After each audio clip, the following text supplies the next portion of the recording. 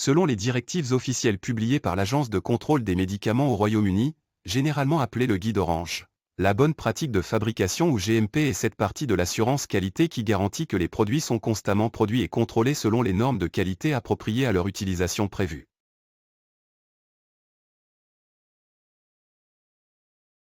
Et l'une des exigences de base des BPF est que, je cite à nouveau le Guide orange, les enregistrements sont faits manuellement ou par des instruments d'enregistrement pendant la fabrication, ce qui démontre que toutes les étapes requises ont bien été prises. Le terme enregistrement se réfère spécifiquement aux enregistrements de fabrication en lot, qui est le sujet de cette présentation.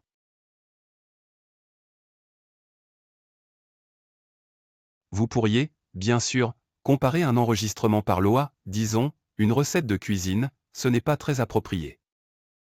Vrai.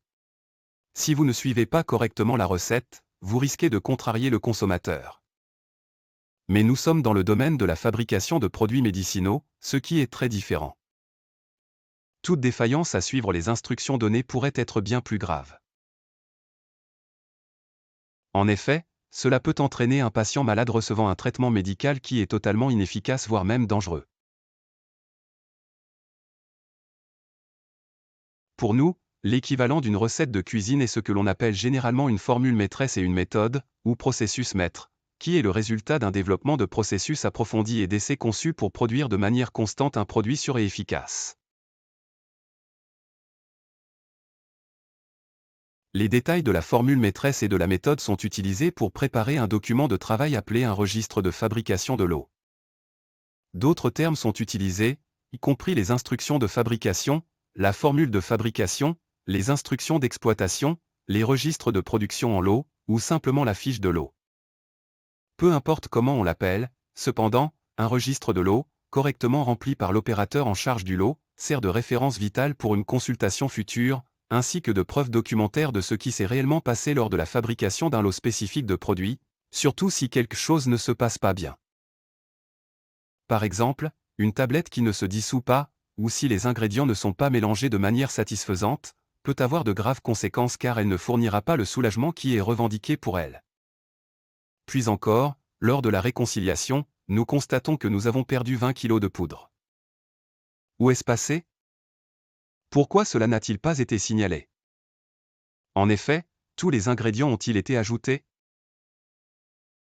Revenons un instant à l'analogie originale, il y a une autre différence importante entre une recette de cuisine et un registre de lot. Vous pouvez utiliser la même recette encore et encore.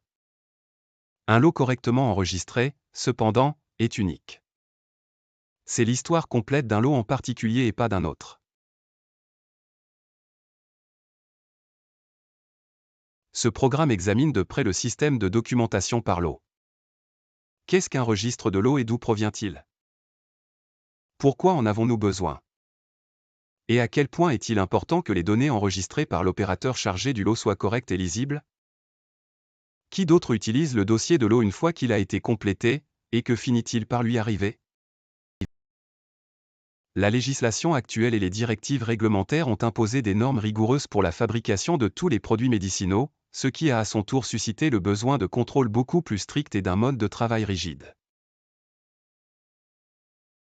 D'un autre côté, les procédures de fabrication ainsi que les systèmes et équipements, et bien sûr, les produits médicinaux eux-mêmes, deviennent beaucoup plus complexes, et donc nous devons décrire chaque opération en beaucoup plus de détails pour garantir la qualité et la cohérence du produit.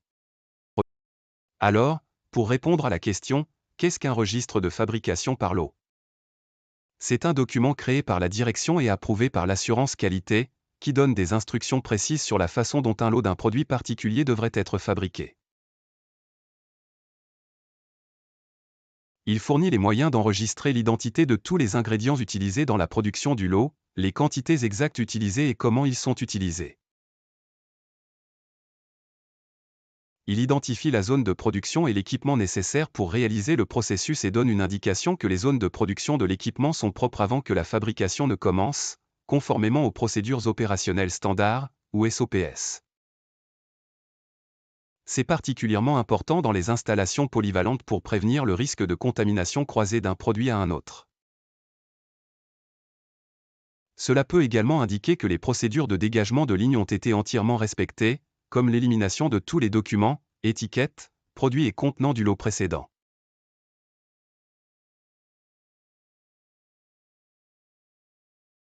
Toutes les précautions spéciales à prendre seront également indiquées, comme la nécessité de porter des vêtements de protection personnelle, en fonction du matériau manipulé, et toutes ces précautions doivent être strictement respectées.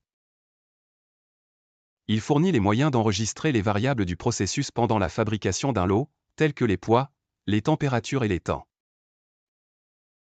S'il s'agit d'une opération de compression, elle fournit, entre autres, un enregistrement de l'épaisseur, de la dureté et de l'uniformité du poids des comprimés tout au long de l'étape de compression.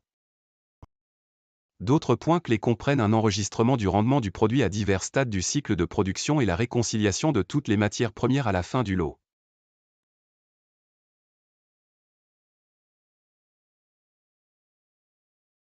Chacun de ces différents types de contrôles est enregistré et signé par l'opérateur, et les contrôles les plus critiques, tels qu'une opération de pesée, ou l'ajout d'un matériau actif crucial à la formulation, sont contresignés par un autre opérateur ou par un superviseur qui a également vérifié l'opération pour montrer que toutes les étapes nécessaires ont été réalisées de la manière correcte.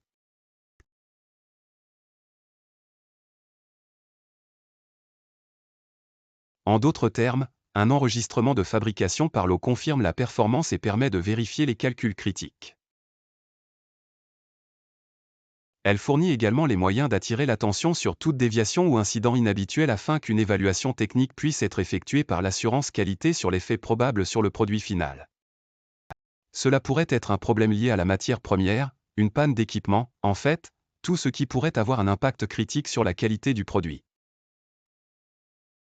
Cela ne signifie pas, bien sûr, que la formulation ou la méthode de fabrication ne peuvent pas être modifiées ou améliorées. L'expérience de plusieurs lots dans la zone de production peut révéler des problèmes non rencontrés auparavant lors de cette montée en échelle dans une usine pilote. Par conséquent, le processus peut nécessiter d'être modifié. Cependant, et c'est très important, vous devez continuer à suivre les instructions sur le registre de fabrication de lot. Un processus ne peut pas être modifié tant que le registre de fabrication en série n'est pas officiellement modifié. En effet, si un changement sort des limites définies par notre licence de produit, le processus devra être revalidé, et une procédure compliquée et coûteuse mise en mouvement avant que nous obtenions la réautorisation de fabriquer le produit. Mais ce n'est pas simplement une question de conformité aux exigences réglementaires ou de satisfaction de l'assurance qualité avant qu'ils ne puissent approuver un lot. Il y a bien plus que ça. Tout d'abord, il doit y avoir une procédure définie, sans ambiguïté et autorisée pour chaque étape de chaque processus de fabrication afin que chaque lot puisse être fabriqué de manière contrôlée. En d'autres termes, à condition que les instructions soient correctement suivies, chaque lot sera identique, ce qui assure à son tour la continuité et la cohérence du produit. Disons, par exemple, que l'agitateur s'arrête en plein milieu du cycle.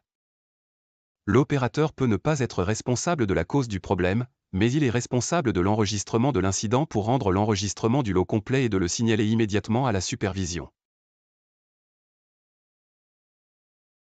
Alors encore, supposons que le lot doit être remis en urgence. La personne qui prend la responsabilité doit savoir où prendre le relais et voir à quel stade le processus en était arrivé. Maintenant, essayez de donner une réponse honnête à la question suivante. Lisez-vous toujours le dossier de fabrication en série, ou avez-vous tendance à penser que vous êtes suffisamment familier avec le produit et le processus que vous avez réalisé pendant des années? C'est toujours pareil. Le fait est que de temps en temps, nous trouvons de nouveaux matériaux de meilleure qualité ou à meilleur prix.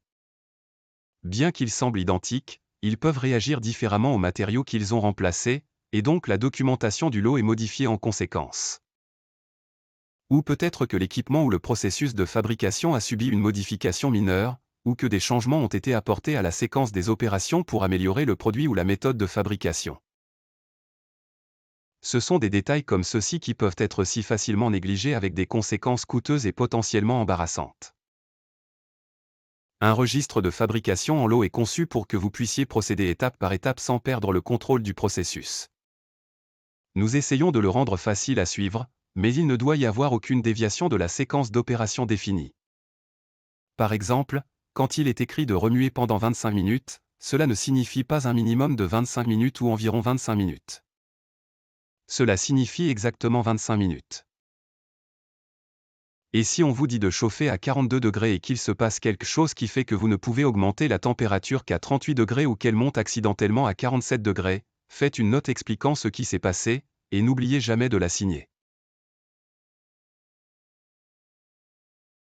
Si vous granulez pendant 3 minutes, cela ne sert à rien de penser que 4 minutes suffiront car cela aura probablement un effet néfaste sur les propriétés physiques du produit. Avant tout, et c'est très important, en cas de doute, enregistrez toute situation inhabituelle et informez immédiatement la supervision.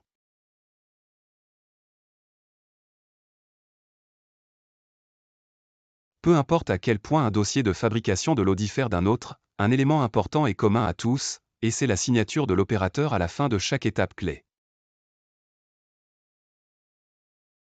Ne tombez jamais dans l'habitude d'effectuer plusieurs opérations séquentielles et, lorsque c'est pratique, de toutes les signer en une seule fois. Chaque opération clé doit être enregistrée au plus tôt après l'exécution de l'activité. Le soin et l'attention à enregistrer les données sur un registre de l'eau sont tout aussi importants que l'opération elle-même, et il y a un certain nombre de règles de base. Les entrées doivent toujours être remplies incorrectement à l'encre noire et en écriture soignée et lisible. N'utilisez jamais d'encre colorée, sauf là où il se conforme aux procédures établies, et n'utilisez jamais un crayon. Évitez d'utiliser des guillemets de répétition ou des abréviations irrégulières. Évitez les erreurs d'orthographe négligentes ainsi que les erreurs de calcul ou d'arithmétique, qui n'ont aucun sens.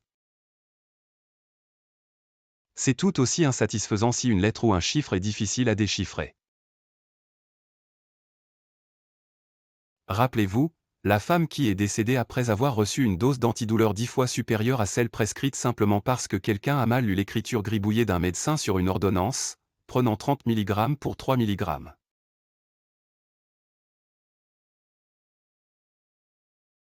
Si vous faites une erreur en écrivant quelque chose, supprimez-la d'un seul trait pour que l'entrée originale soit lisible, en ajoutant la date et votre signature.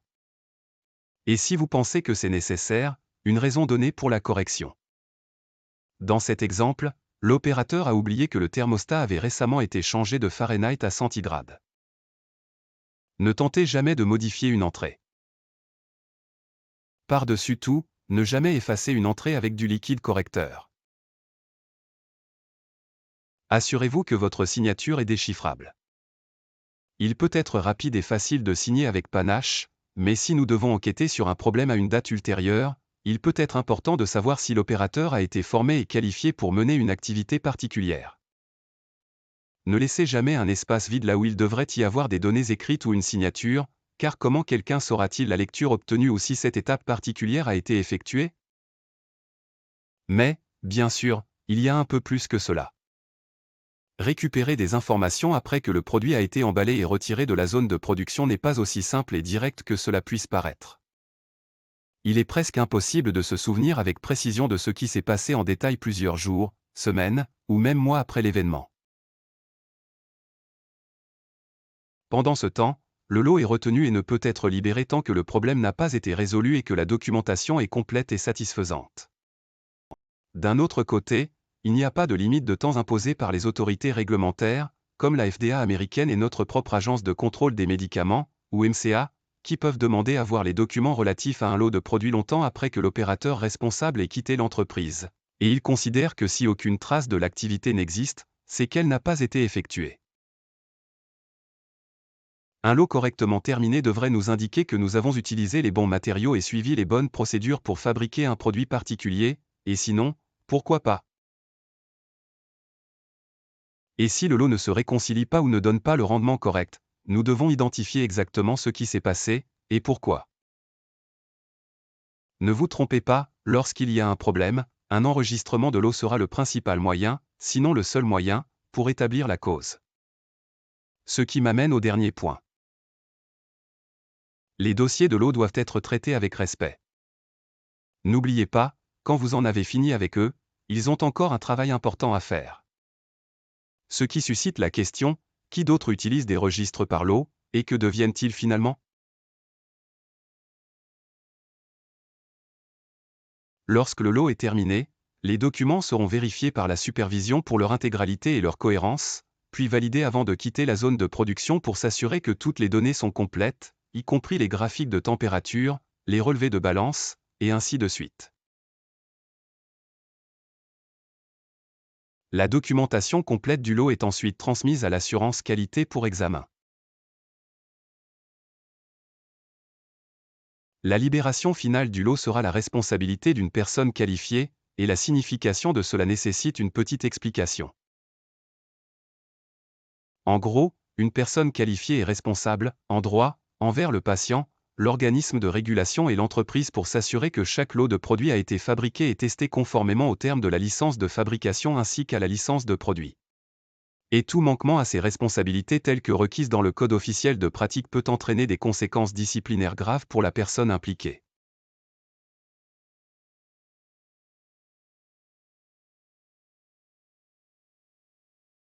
Cependant, et c'est le point important que je veux souligner, la signature d'une personne qualifiée n'a de valeur que si les informations enregistrées sur le registre de lot par l'opérateur responsable du lot sont bonnes.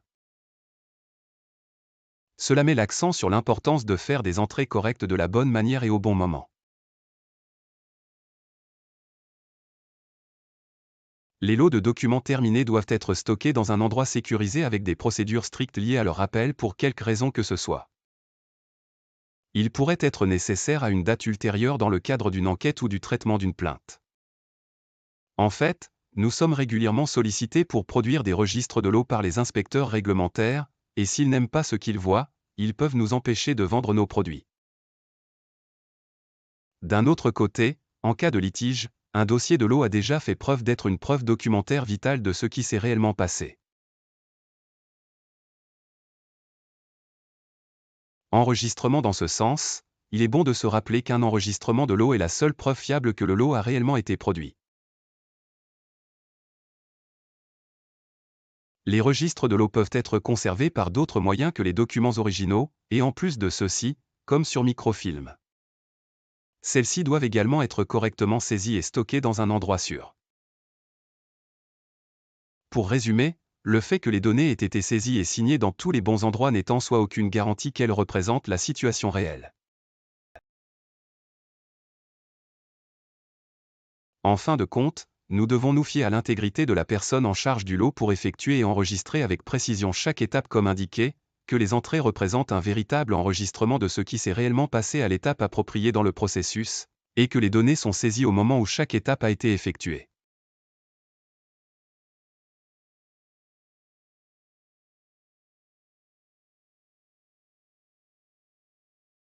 Nous ne pouvons être certains que nos produits sont fabriqués selon des normes de qualité appropriées à leur utilisation prévue, qu'en respectant constamment les procédures établies et en signalant immédiatement à la supervision tout ce qui est inhabituel dès qu'il est remarqué. Et c'est ça l'essentiel du GMP.